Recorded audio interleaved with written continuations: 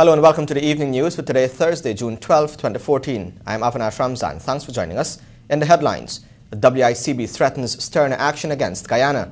Private schools dominate top spots in 2014 NGSA. AML CFT Select Committee meeting at a standstill. Hotel tower sold and man charged for forcing ex-girlfriend into car. Now for the news in detail. As if the removal of the third test between the West Indies and New Zealand from Guyana was not enough damage, the West Indies Cricket Board is now threatening the exclusion of the national under-19 team from the upcoming regional youth tournament. Ruben Stobie reports. In a correspondence to government, the West Indies Cricket Board, WICB, attempted to disassociate itself from any attempts or any intention to belittle or show disrespect to President Donald Ramotar or his administration. But in the same breath, according to head of the Presidential Secretariat, Dr. Roger Luncheon, at a post-cabinet briefing today, the WICB is now threatening to exclude the Guyana under-19 team from the next regional tournament.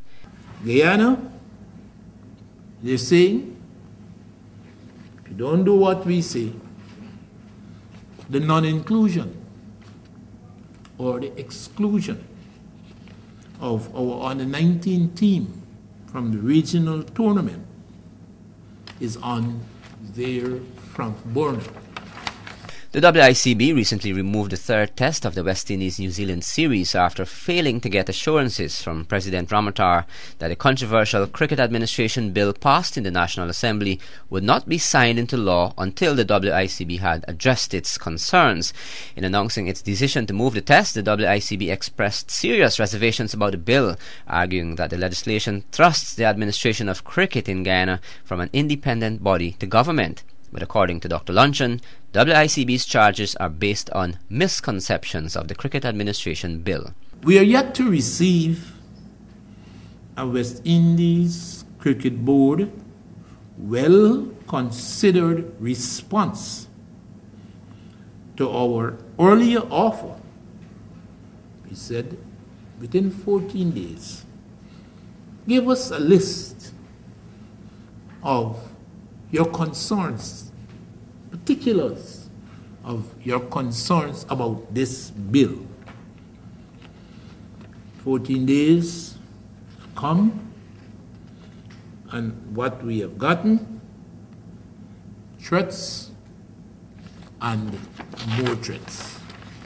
Meanwhile, government says it plans to raise its issue with the WICB at the next CARICOM Heads of Government meeting in July. For the evening news, Ruben Stobie.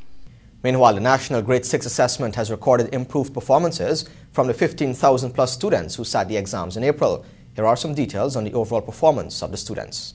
The NGSA 2014 results announced earlier today by Education Minister Prem Manikchand at a press conference have revealed improved performances from the 15,227 students.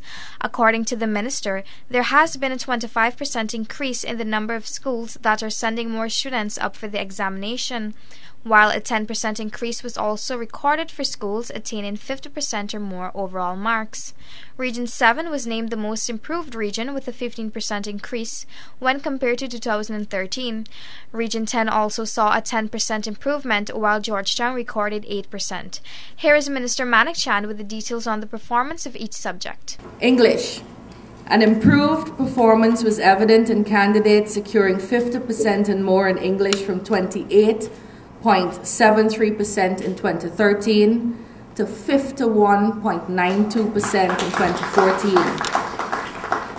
All regions showed an increase of 9.6%, except for Region 10 and Georgetown, with an improved performance of more than 25%. Improvement was also noted in the number of boys securing 50% and more in the subject. Mathematics. There was an overall decline in the number of candidates securing 50% and more in the subject.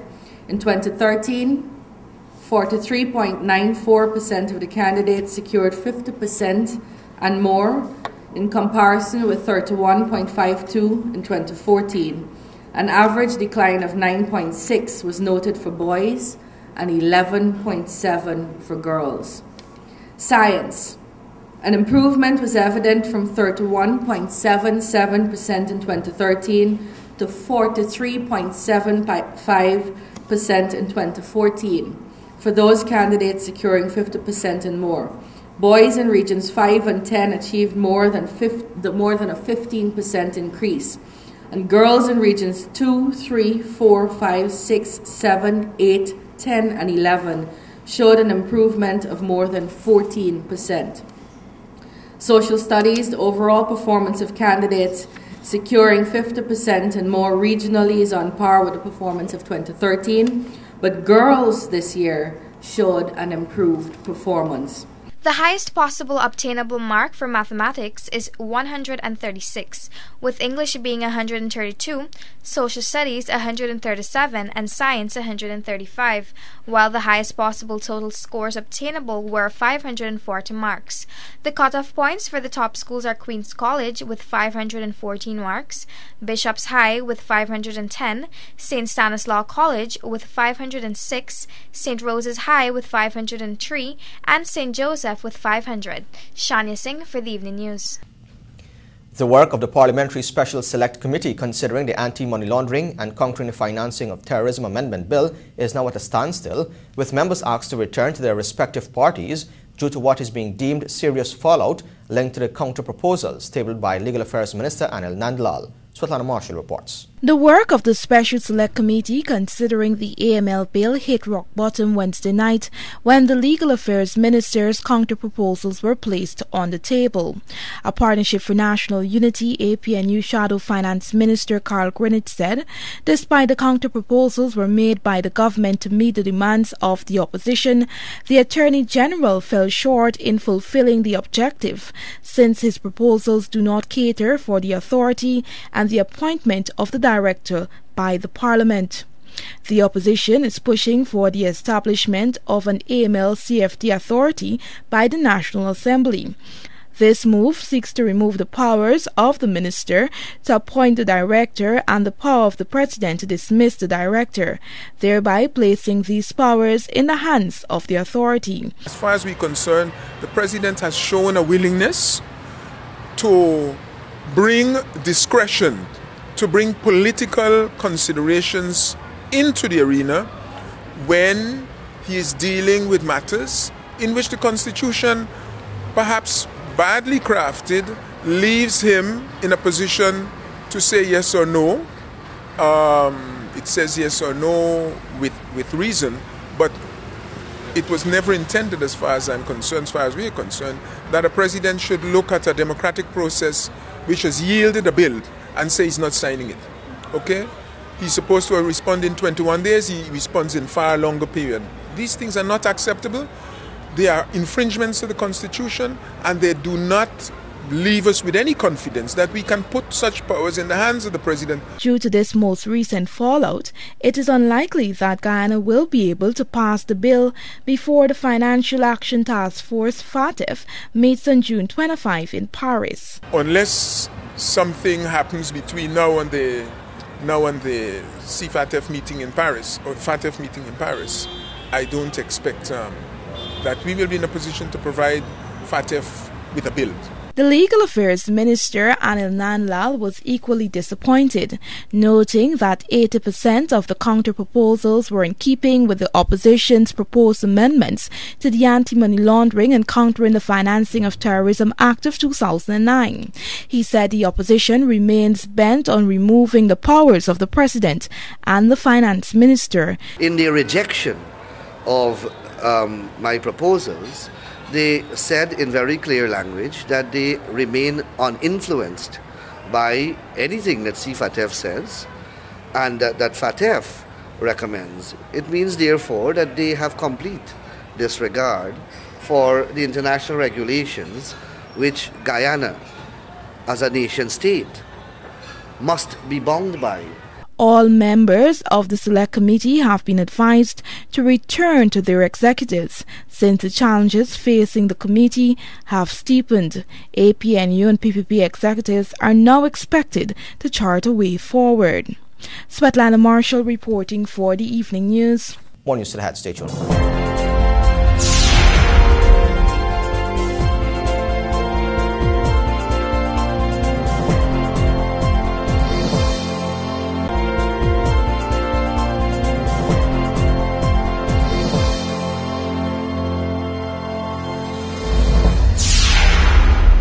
Welcome back. This is the Evening News. In matters relating to the Walter Rodney COI and evidence coming out, we now hear that People's National Congress Reform leader, retired Brigadier David Granger, says members of the security forces back in 1979 and 1980 had a responsibility to defend the state against any form of threat. He said the Great Civil Rebellion conspired by the political opposition was such a threat. Alexis Rodney reports. The Walter Rodney Commission of Inquiry, since its commencement on April 28, has been flooded with testimonies lashing the People's National Congress and the role it played in the death of Dr. Walter Rodney. Reports from witnesses also claim that the security forces, including the Guyana Police Force and the Guyana Defence Force, had been infiltrated by the government of the day and was being used to work against the political opposition. But retired Brigadier David Granger, the current leader of the party which was then considered a communist movement, in an exclusive interview with this newscast today, said that the situation at the time was getting out of hand and needed to be quelled instantly. As commander of the Guyana Defence Force, we had a responsibility to maintain order in Guyana and to protect the borders and the borders of Guyana. So we were quite aware that there was a rebellion. We were quite aware that we were under assault as a defense force, and we took any reasonable measure to protect our soldiers from being subverted. During that period, 1979-1980, there was something called a civil rebellion. And during that civil rebellion, we knew that political forces were involved in instigating strikes against the government. There were street protests and rallies against the government. There was arson, in which the headquarters of the People's National Congress was destroyed. He said a certain section of the society was seeking to imitate the revolts being carried out by neighboring countries such as Suriname and Grenada, and that such behavior had become a threat to law and order. Granger pointed out, however, that his role as commander of the army at the time did not allow him the scope to be involved in any surveillance activities, if any such had been carried out. Such responsibilities will have rested entirely on the Chief of Staff. The testimony against the security forces suggests that their leaders at the time, retired Major General Norman McLean as Chief of Staff of the Guyana Defence Force and the late Laurie Lewis of the Guyana Police Force, had worked their way into the Working People's Alliance through members of the lower echelon. Ex-police corporal and now convicted felon Robert Gates, who also has several other alliances, had told the commission last week that he was used by the Guyana Police Force to spy under the Working People's Alliance. He has suggested too that murder-accused Gregory Smith might have been used by the Guyana Defence Force for a similar purpose. I knew that he was a member of the force. I never met him personally, but I was unaware of any relationship he had with Dr. Rodney. That was a private relationship. That was not an official function that he had to perform as a member of the Coast Guard. He was an electronics, what we call a petty officer in the Coast Guard. But I did not know him personally. For the Evening News, I'm Alexis Rodney. Meanwhile, the lead counsel for the Walter Rodney Commission of Inquiry, Attorney Glenn Hanuman, has chastised the lawyer for the PNCR, Basil Williams, who had stated that the Walter Rodney Commission of Inquiry is nothing more than a soap opera. More from Alexis Rodney. Hanuman said he will have expected such comments from someone who is not a lawyer and who stands outside the periphery of the Commission of Inquiry. The PNC lawyer told members of the media yesterday that the testimonies of witnesses have been chorus lines of hearsay, second-hand knowledge, opinions, and guesswork. He argued that the evidence given so far will not have been admissible in a court of law. But a counsel representing the interest of the commission related to this newscast in an off-camera interview that what Williams is projecting is a breach of the subjudice rule. Such rules, he said, are common at commissions of inquiry, meaning that everything is under the judicial system. He said being under such, one would not want to scandalize or fact-find the tribunal or make prejudgments on the outcome of the case. In essence, Williams' comments are irresponsible and improper, Hanuman said. Williams said the government has been shielding witnesses from cross-examination by PNC lawyers. He said too that after pumping hundreds of millions of taxpayers' dollars into the inquiry, it has faltered. He opined that there has been no evidence linking the PNCR to the death of Dr. Rodney. Since the death of Dr. Rodney on June 13, 1980, the People's National Congress government had been accused of being responsible by working through ex-Army electronics expert and Sergeant Gregory Smith. Smith was said to have handed Rodney a bomb placed in a walkie-talkie. The PNC has denied that accusation. For the Evening News, I'm Alexis Rodney. Digicel Guyana Inc. earlier today launched a new promotion that will see customers topping up their phones in the form of a loan. Bisham Mohammed reports. All Digicel customers can now take advantage of the new promotion when they suddenly run out of credit. All customers need to do is dial *141# and follow the simple instructions. The Evening News caught up with the head of marketing, Jacqueline James, at the launch of the promotion at the Munishwars parking lot this morning. Once customers are out of credit, or if they need that emergency credit to make a call, to send a text, to even activate a data plan, is in they need additional funds to activate a data plan, customers can simply just dial *141 #, press send, and then they'll be able to participate in receiving $141 Digicel credit loan. $9 service charge applies, so when the customers top up again, then they will pay us back a total of $150. So you take the first credit loan, you pay us back. You can take a second, you pay us back. Take a third. So as long as the customers pay us back, then they can always participate, get a Digicel credit loan, because you never know that emergency situation. She also explained what customers can expect when the promotional number is dialed. Well, it's *141#, and you get a message to say, you have requested a Digicel credit loan. To confirm, press *141 *1 and send. So just two simple process, because basically it's just showing different scenarios as to when customers may need their loan. I mean, you're going out on that hot date. You're calling the girl or the guy to say, come and pick me up, or I'm on my way, and you realize you have no credit. That's not a problem. Digicel credit loan applies. I mean, you're at home, there's blackout, you need to call someone to say, remember to take home the candle, the lamp, something. You have no credit, you can call. So any given situation, Digicel credit loan is there. Also at the promotion launch, customers benefited from a number of giveaways, and more so some theatrical presentations by several well-known local comedians.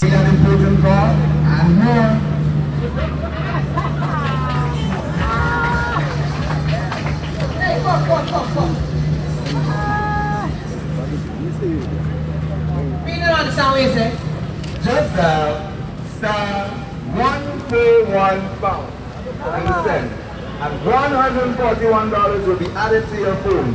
It's a Digicel credit loan. Thanks. I'll come back a call now. Yeah. Bisham Mohammed, The Evening News.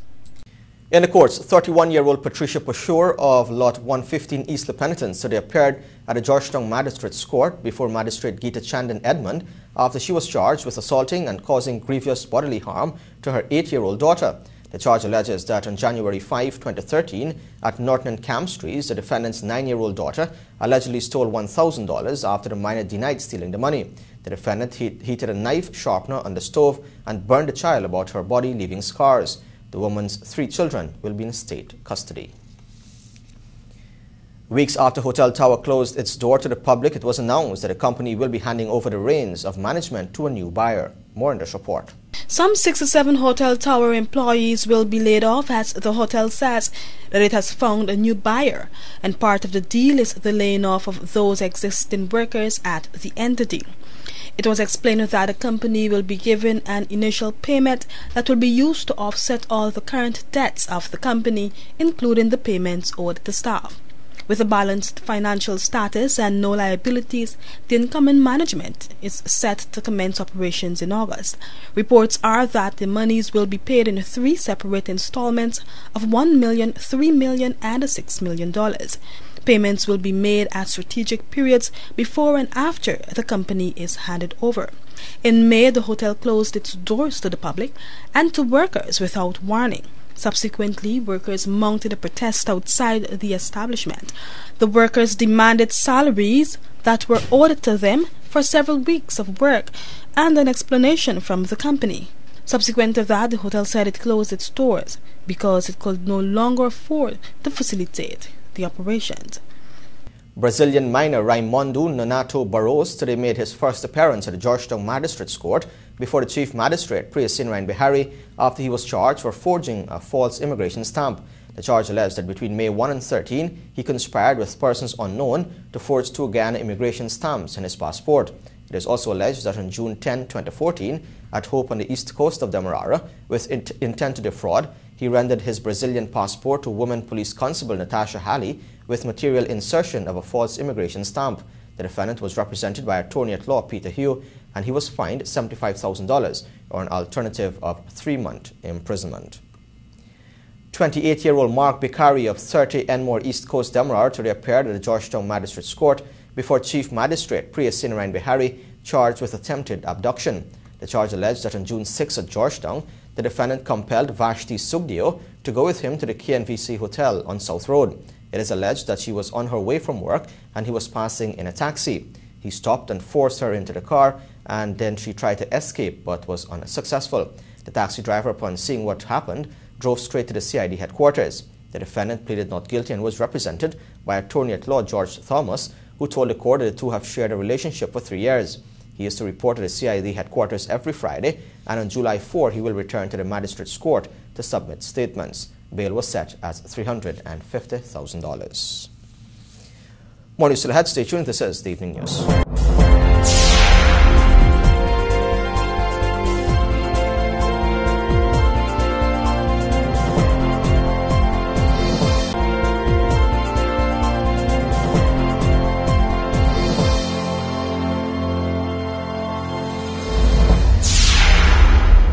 Welcome back. This is the Evening News. 2 sisters and their 4-year-old niece are now dead, and 2 other persons were critically injured when an allegedly drunken driver slammed into them at Philippi on the Corentyne coast. The driver had initially hit down another man and was escaping from the scene when he hit the girls.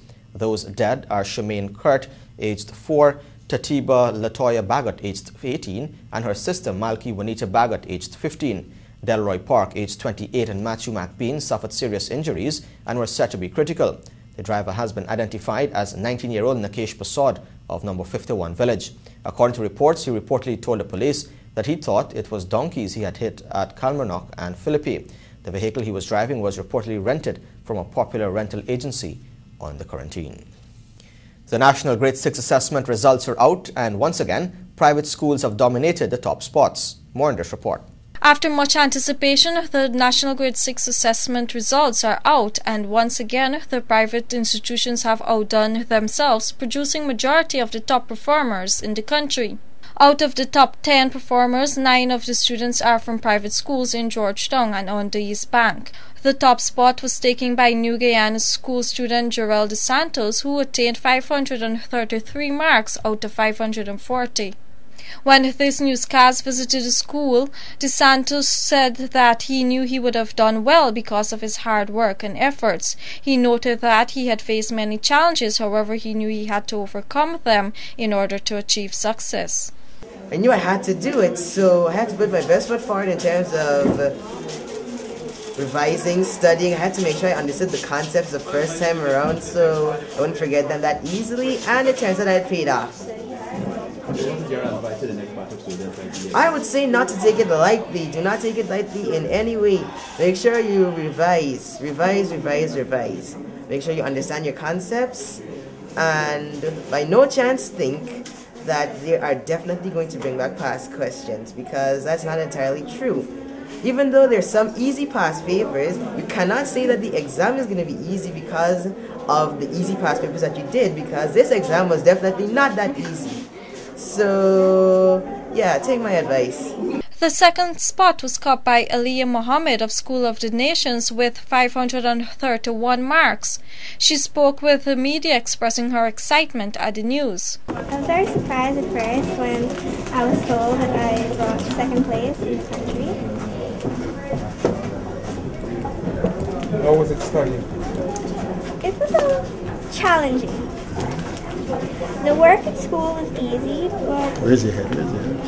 at home I had to study hard, and my hard work, I'm glad to be here. 11-year-old Ravi Singh of Westfield Prep placed third with 530 marks. He attributed his success to his hard work and sacrifices made. I've always been working well, so I hope to get something well, and I have. So the sacrifices Staying at school for lessons, staying up very late at night, 11 o'clock and so on, and I have to wake up and come back to school every day. Saturdays and Sundays, school all the time, hardly any time to rest. What advice do you have for others writing the exam next year? Well, I would say that this is a very, stressing journey, but you have to brave up. You can't stay down. Do your best.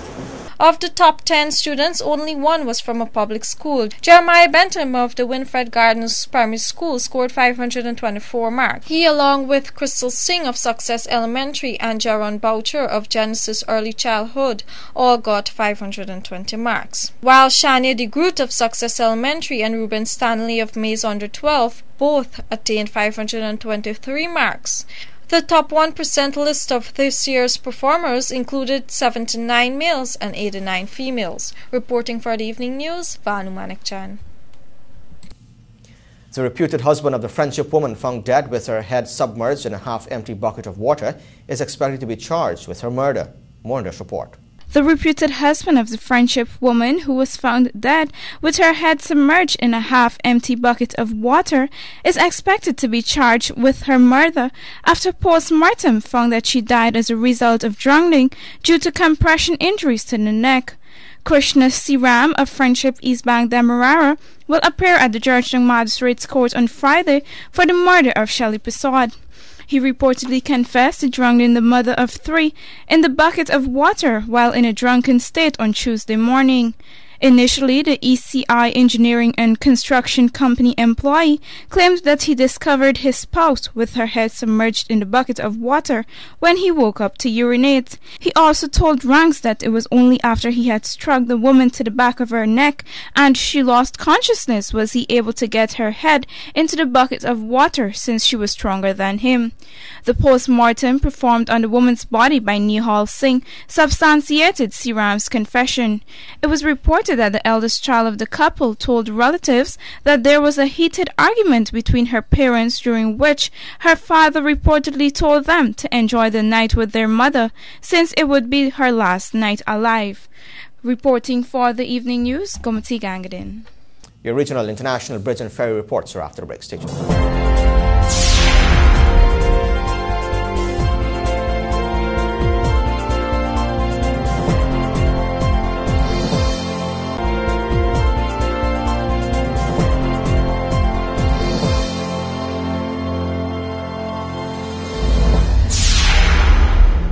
Welcome back. This is the Evening News.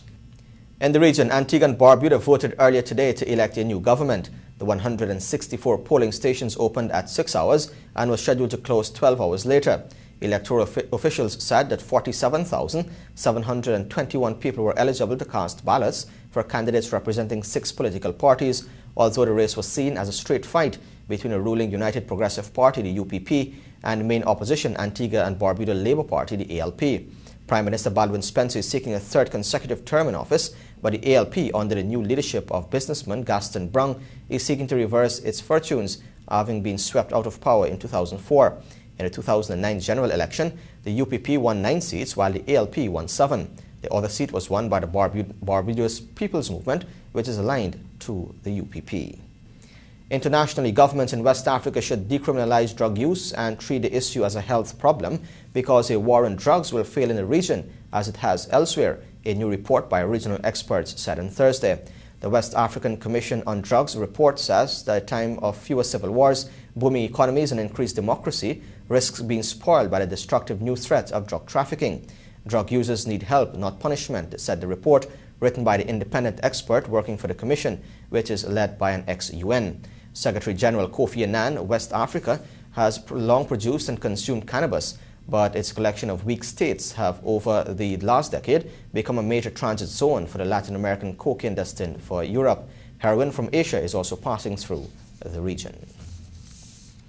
This is Evening News. We now take a look at your bridge reports. The Demerara Harbour Bridge will be closed at 5 hours on Friday, June 13, 2014 for a period of 1.5 hours, and the Burberry Silver Bridge will be closed at 16 hours 45 on Friday, June 13, 2014 for a period of 1.5 hours. And for those of you using the ferry service, the Supanam and Purika ferries are slated to depart their respective locations on Friday, June 13, 2014 at 16 hours.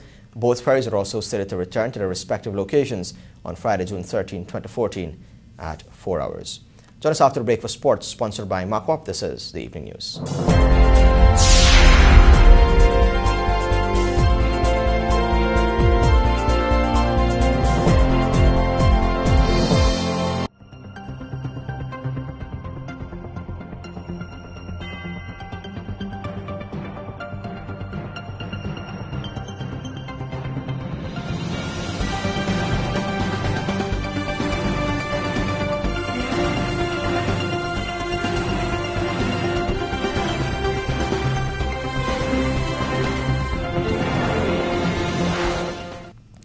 Welcome back. Now for a look at sport, but first the headlines. Football World Cup off to impressive start in Brazil. Limacol CPL matches on in Guyana, says O'Donoghue. Guyana Amazon Warriors to be encamped from July 1, and West Indies beaten by New Zealand in 4 days. Of course, the sportcast comes to the kind compliments of Mark Warp. We believe that everything worth building should be built just once. But that is why we build on culture, on trust, on integrity. We exist to do more, better, faster, safer. Your success depends on the foundation it's built on. Everything we do is meant to move you forward. MACOP, let's build Guyana together. Welcome back. Now for the details. We start off with some World Cup football news. Finding themselves a goal down as early as the 11th minute when Marcelo converted an own goal, Brazil rebounded to beat Croatia 3-1 to start the World Cup in fine fashion in Sao Paulo. Brazil's number 10 Neymar scored on either side of the half to send the South American powerhouse in the lead before Oscar closed out the Group A game in the first minute of injury time. Neymar blasted in his first goal from 25 yards in the 29th minute before he converted what was a disputed penalty in the 71st minute to send the crowd in a frenzy. Prior to the game, the sold-out crowd and millions around the globe were treated to a sizzling opening ceremony to signal the start of the 2014 World Cup. The action will continue tomorrow with Mexico versus Cameroon, Spain against the Netherlands, and Chile versus Australia. Speculations about the Limacol Caribbean Premier League games being moved from Guyana have been put to rest by Chief Executive Officer of the league, Damien O'Donoghue. During a teleconference this morning, O'Donoghue confirmed that 3 matches in Guyana will go ahead as planned. After the third test match between the West Indies and New Zealand was switched from Guyana to Barbados, fans were unsure if the Limacol CPL games would also be moved given the current climate in Guyana's cricket administration. O'Donoghue and another representative of the Limacol CPL group based in Trinidad and Tobago confirms that what currently obtains in Guyana would have no effect on the matches being hosted here. The person you're about to hear is Antonio Graham, the head of Digicel Group Public Relations. So Damien had said that whilst it's a shame that Guyana lost the test match, this does absolutely not affect the Caribbean Premier League matches, and the matches are going to go ahead as planned in Guyana for the CPL. O'Donoghue further pointed out that preparations are moving full steam ahead as all the territories have been doing their part to ensure another successful tournament. Look, as I said, we've been planning now for nearly a year because the success of the first year was unprecedented, so we wanted to make sure we did everything in our power to bring it back bigger and better this year, and that's why we spent a lot of time taking the feedback from players, from fans, from the owners, and we looked at all sorts of ways in which we can improve the event, and I'm really excited about what's coming together now and the changes we've implemented, and also the changes from an international perspective. The CEO added that the Limacol CPL will provide the ultimate entertainment package with some of the biggest names in cricket and showbiz. We also have some of the biggest names playing there, like Brad Hodge and Kevin Peterson, alongside alongside some, very big international music stars such as Rick Ross will be playing at the finals in St. Kitts. And we also have Ian Bolton, who's come to us with the idea of hosting a charity celebrity game, which will feature Piers Morgan and some of the legends of cricket like Shane Warne and Wasim Akram and Glenn McGrath. So it's going to be another very exciting summer for the Caribbean. The Limacol CPL will be held from July 11 to August 16 with a total of 30 games. 3 matches are slated for Guyana on July 17, 19 and 20. Defending champions Jamaica Tallawahs will put their title on the line against last year's runners-up, the Guyana Amazon Warriors, Antigua Hawksbills, Barbados Tridents, St. Lucia Zouks and Trinidad and Tobago Red Steel. Chris Gale's 100th Test match for the West Indies ended in defeat as debutant off-spinner Mark Craig took 4 for 97 to seal New Zealand's win in 4 days.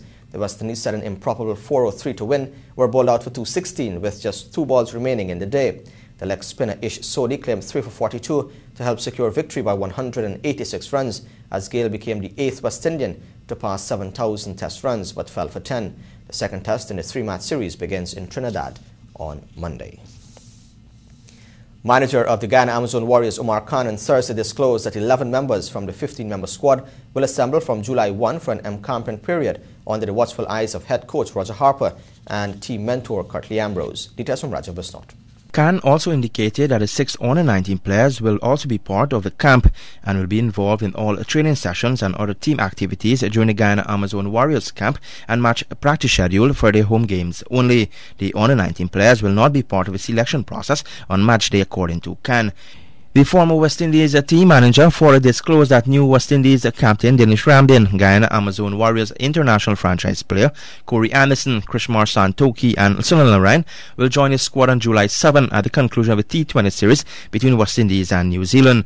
New Zealander Martin Guptill and Pakistan Mohammad Hafiz will join the camp on July 2 and 6 respectively. The Guyana franchise, bought by new GPC under its Limacol brand, will play 3 games at home on July 17 against Trinidad and Tobago Red Steel, July 19 against St. Lucia Zouks and July 20 against Jamaica Tallawahs.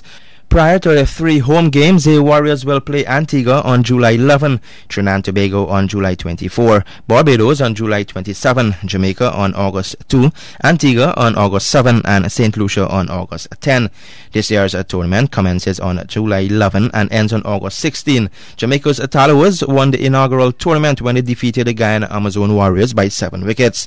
Guyana Amazon Warriors comprises Dinesh Ramdin captain, Sunil Narayan, Mohammad Hafiz, Lionel Simmons, Martin Guptill, Krishmar Santokhi, Christopher Barnwell, Versami Promol, Ransford Beaton, Novin Stewart, Stephen Jacobs, Leon Johnson, Robin Bacchus, Corey Anderson and Trevon Griffith. The under-19 are Ashaya Passad, Shemron Hetimayo, Kevin Paul, Tejarain Chandrapal, Daniel Basdeo and Kimo Paul.